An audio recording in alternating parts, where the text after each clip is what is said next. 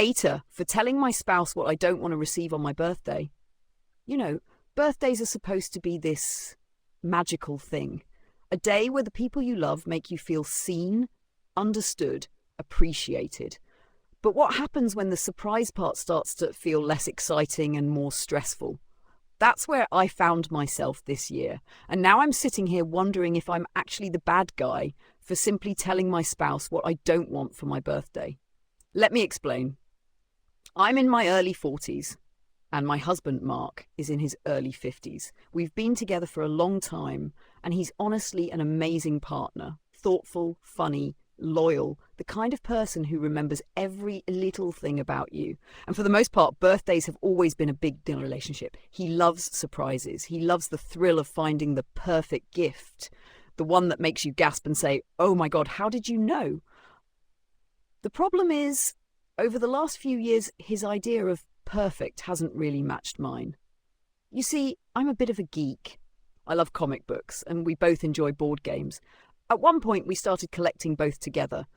It was fun at first, like a shared hobby, something that brought us closer. We'd spend weekends playing long, strategic games that took hours, laughing over snacks and wine. We'd hunt down collectible figurines of my favourite comic characters, proudly displaying them on shelves. It was nice. But after a while, it got to be too much. Our shelves filled up. Our game closet was bursting at the seams. We had unopened boxes, games we swore we'd play next weekend, but never did. At some point, it stopped being fun. It started feeling like clutter, like I was drowning in stuff I didn't even have time to appreciate. So I told him, gently, respectfully, "Hey, babe," I said one day while we were cleaning, "I think we have enough games for a while and I'm running out of space for the figurines. Maybe next time we could do something different for gifts." He said, "Sure, I get it." I thought we were on the same page. Then my birthday came around the next year. I opened the box, and there it was. A figurine. A beautiful, detailed, limited edition figurine of my favourite comic book character. And don't get me wrong, I liked it. It was a really nice gift. But I also couldn't ignore the sinking feeling in my stomach, because it wasn't about the figurine itself. It was about feeling unheard. I had clearly said I didn't want any more of those. I smiled, thanked him, tried to be gracious, but I also told him later, quietly, "It's a really cool gift, but I wish you'd gotten me something different. I did say I didn't want more of these." He looked a little hurt, but I wasn't trying to be mean. I just wanted him to listen. He brushed it off, saying, "I just thought you'd like it. It's one of the rare ones."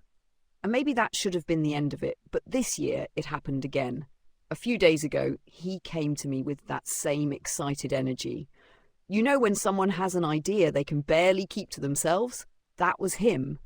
He said, "Hey, what do you think about this new board game that's coming out? I think you'd love it." And I could already feel my heart sinking.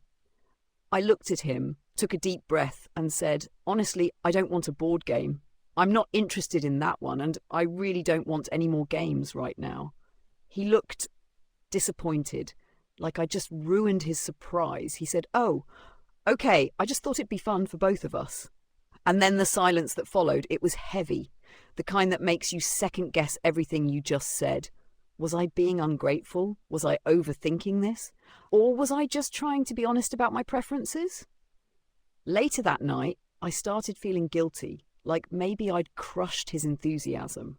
Mark genuinely loves giving gifts. It's one of his love languages, I can see that. He finds joy in the process, in the planning, the secrecy, the reveal.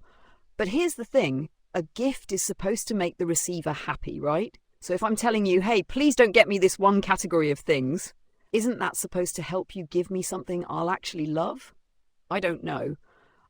When I told him no, I wasn't mean about it. I didn't roll my eyes or dismiss his idea. I just said I didn't want it. But now he's been distant. Like I ruined something for him. He even said, "You're taking the fun out of gift giving." And that kind of stung. Because the last thing I want is to make him feel bad for wanting to do something nice for me. But it's also exhausting to keep pretending I'm excited about gifts that I specifically said I don't want. So, am I the asshole? I've been thinking about it a lot, and I realised something. This isn't really about gifts, it's about feeling heard. When you tell your partner what matters to you, what makes you happy, what doesn't, and they ignore it, even out of good intentions, it still hurts. It makes you feel like your voice doesn't carry weight. I know Mark doesn't mean harm. He thinks he's doing something sweet, and in his mind, these gifts are a reflection of love and thoughtfulness. But in mine, they've become symbols of being overlooked. Like I'm saying, I want X, and he's replying, no, you actually want Y. I know better. It's subtle, but over time, it wears you down. I've told him before, I don't need expensive or rare things. If you want to make me happy, spend time with me. Take me out for dinner, plan a day trip, get me something practical. Take me out like that gadget I've been eyeing. But I think he equates material gifts with effort, as if experiences don't count. I also tried putting myself in his shoes. Maybe he feels unappreciated. Maybe he spends time researching gifts, looking for something that ties back to me, my hobbies, my interests, and then feels deflated when I say I don't want it. Maybe he feels like I'm rejecting him, not the gift. That's the tricky part about relationships.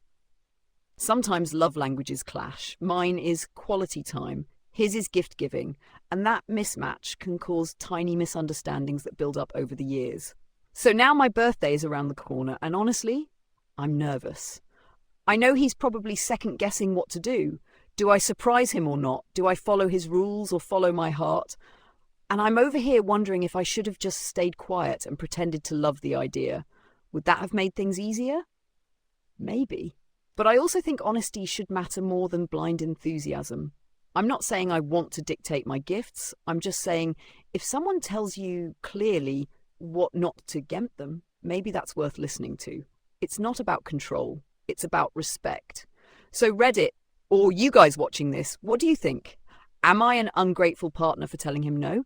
Or is he being inconsiderate by ignoring my boundaries? Because to me, it feels simple. If someone says, I don't want cake for my birthday, and you bring them cake anyway, that's not thoughtful. That's just ignoring them with a smile. But I also get that surprises are part of what makes gift giving fun for some people. Maybe I'm missing something. Maybe I should have said it differently. Like, hey, I love that you care enough to plan something for me, but just so you know, those board games and figurines aren't really exciting for me anymore. If you want to surprise me, maybe go for something different, like a dinner out or tickets to a show. But at the same time, how many times do I have to say it?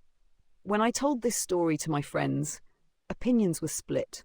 Half of them said, you're totally right. You communicated your boundaries clearly. It's not that hard to listen. The other half said, yeah, but you could have just let him enjoy giving you something. It's not like he meant any harm.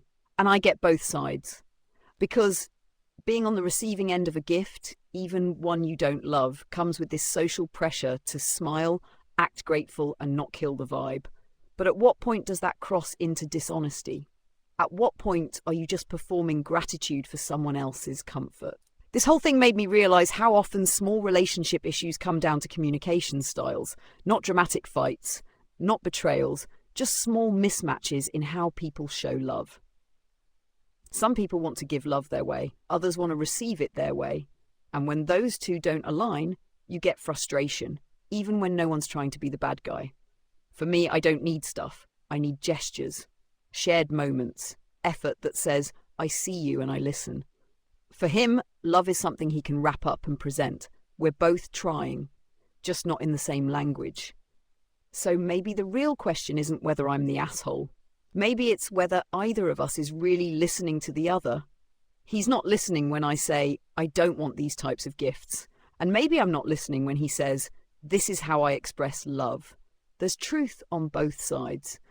But love shouldn't feel like compromise means silence. If you have to mute your feelings just to protect someone else's ego, that's not kindness. That's quiet resentment waiting to grow. And I don't want that for us. So yeah, I told him what I don't want, and I stand by it because honesty shouldn't make me the villain. So what do you think? If your partner told you what not to get them, would you feel restricted or relieved to finally know what they actually want? I think relationships work best when you can say, this is what makes me feel loved, and the other person listens, not defensively, not dismissively, but with understanding. Because That's what real intimacy looks like, not the perfect gift, not the expensive surprise, but knowing the difference between what someone says they want and what you think they want. So, AITA for telling my spouse what I don't want on my birthday? Or am I just setting a healthy boundary that any adult relationship should be able to handle? You tell me. If you enjoyed this story, don't forget to hit that like button. It really helps the channel out. And if you love these kinds of real-life Reddit stories where we break down the messy, complicated side of relationships and human emotions, subscribe for more, because every week we dive into the kind of situations that make you stop and ask yourself, what would I do if that were me? Thanks for watching. Stay kind, stay curious, and I'll see you in the next one.